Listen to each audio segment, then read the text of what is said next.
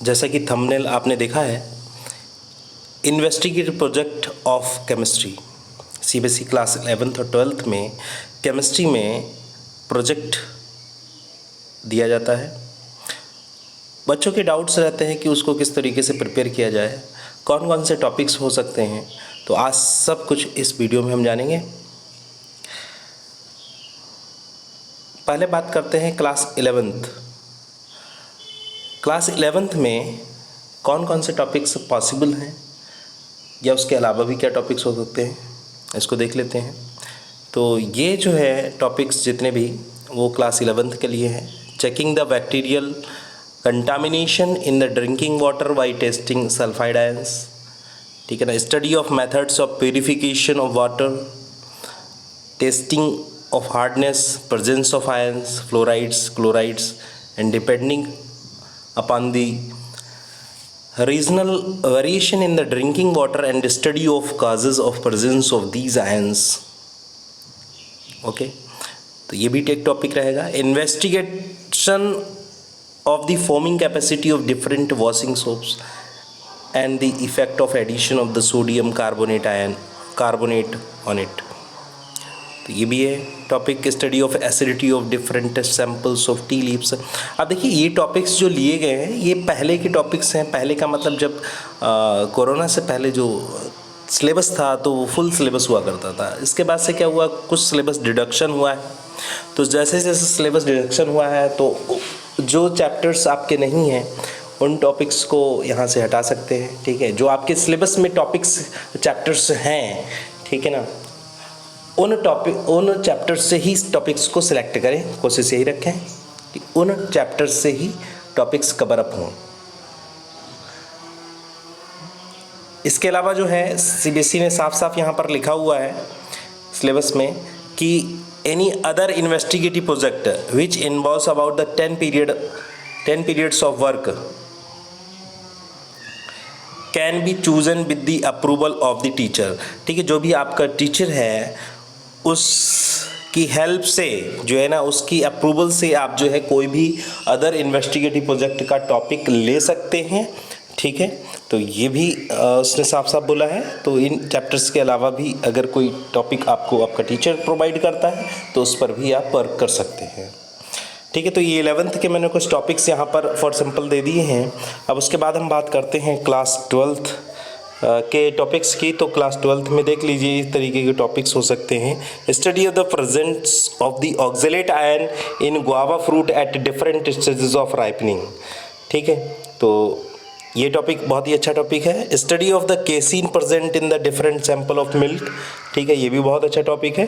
Preparation of soyabean milk and its comparison with the natural milk with respect to the curd formation, effect of temperature etcetera.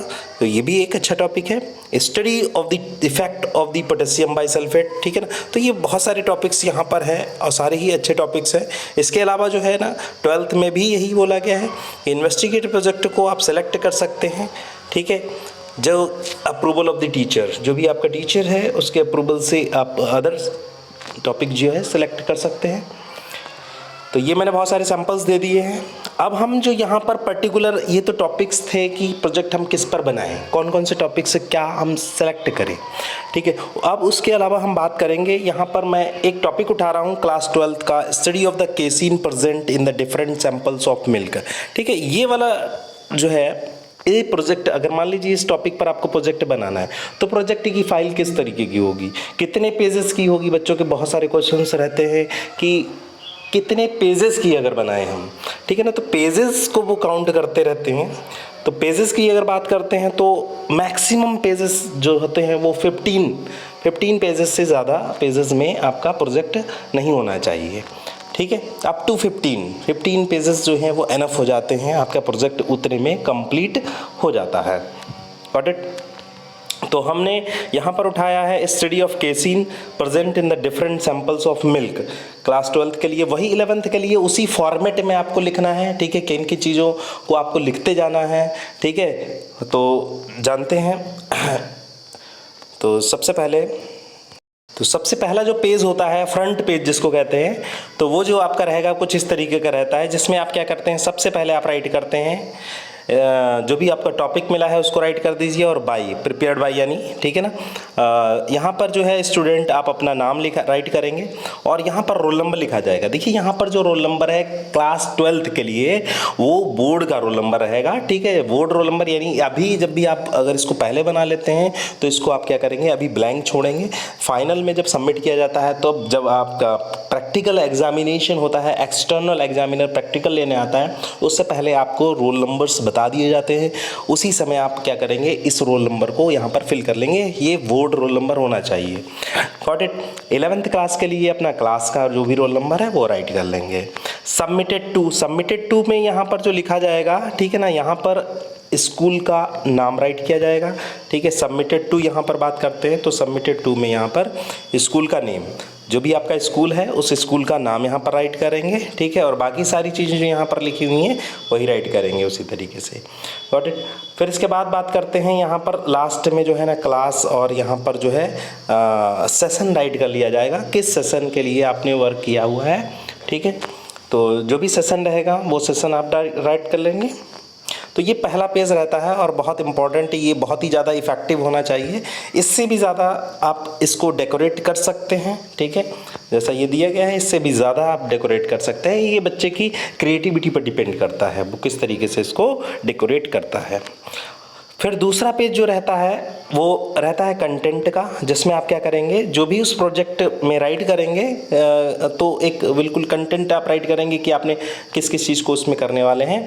तो यहाँ पर जो है इस project में, ठीक है ना, तो इसमें सर्टिफिकेट आपको राइट करना होता है सबसे पहला, एक्नॉलेजमेंट है, ऑब्जेक्टिव है, थ्योरी है, ठीक है। ये 4 पार्ट तो आपके सभी कोई भी प्रोजेक्ट उठाएंगे ये चारों के चारों पार्ट आपको लिखने ही होते हैं, ठीक है। उसके बाद फिर जो भी आपका टॉपिक होगा उसके हिसाब से ये पार्ट यहाँ से बदल जाएगा, ठीक है। 5वां पार्ट जो है वो आपके टॉपिक पर होगा, जो भी आप टॉपिक सेलेक्ट करेंगे उस टॉपिक के हिसाब से ही करेंगे उसमें, ठीक है। तो एक्सपेरिमेंटल वर्क में आपका रहेगा एम होगा, ऑपरेटर्स रिक्वायर्ड होंगे, केमिकल रिक्वायर्ड होगा, प्रोसीजर क्या है बहुत इंपॉर्टेंट रहेगा यहाँ पर, प्रोसीजर ब्रेक प्रोसीजर देना पड़ता है, कैलकुलेशंस क्या है, ऑब्जर्वेशन क्या है, कंक्लूजन क्या है। तो कंक्लूजन पे जाके एम से स्टार्टिंग होती है और कंक्लूजन पे हमारा टॉपिक फिनिश होता है प्रोजेक्ट, ठीक है ना।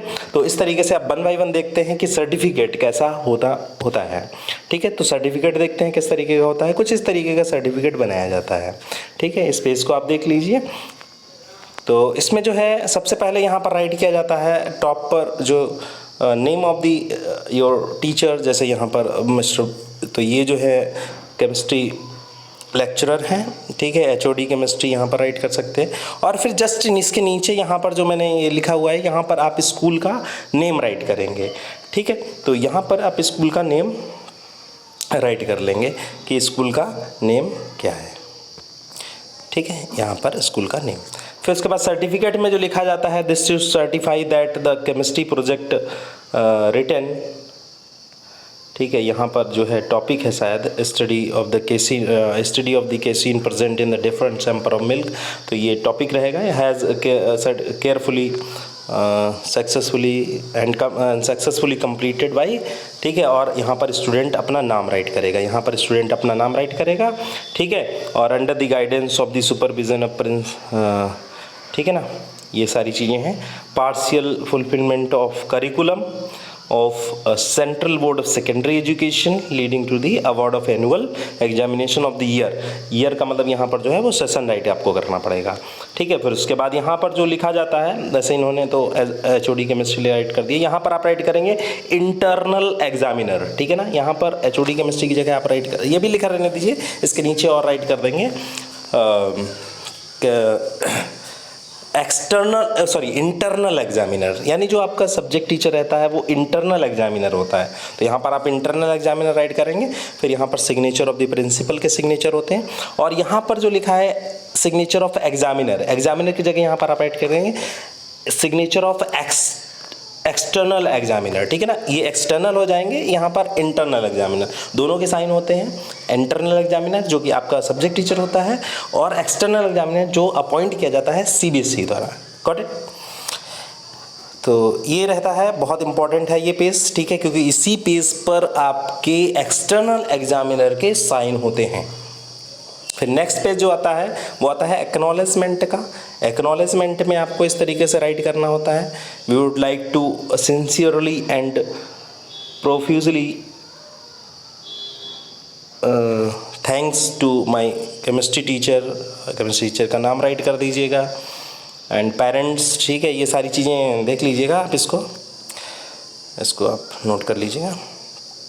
यहाँ पर जो रहेगा प्रिंसिपल का नाम रहेगा, ठीक है ना, यहाँ पर आप अपने स्कूल के प्रिंसिपल का नाम राइट करेंगे, और यहाँ पर, ठीक है ना, इस पार्ट में आप राइट करेंगे, इस पार्ट में आप अपना नाम राइट करेंगे, स्टूडेंट का नाम जो प्रोजेक्ट बना रहा है।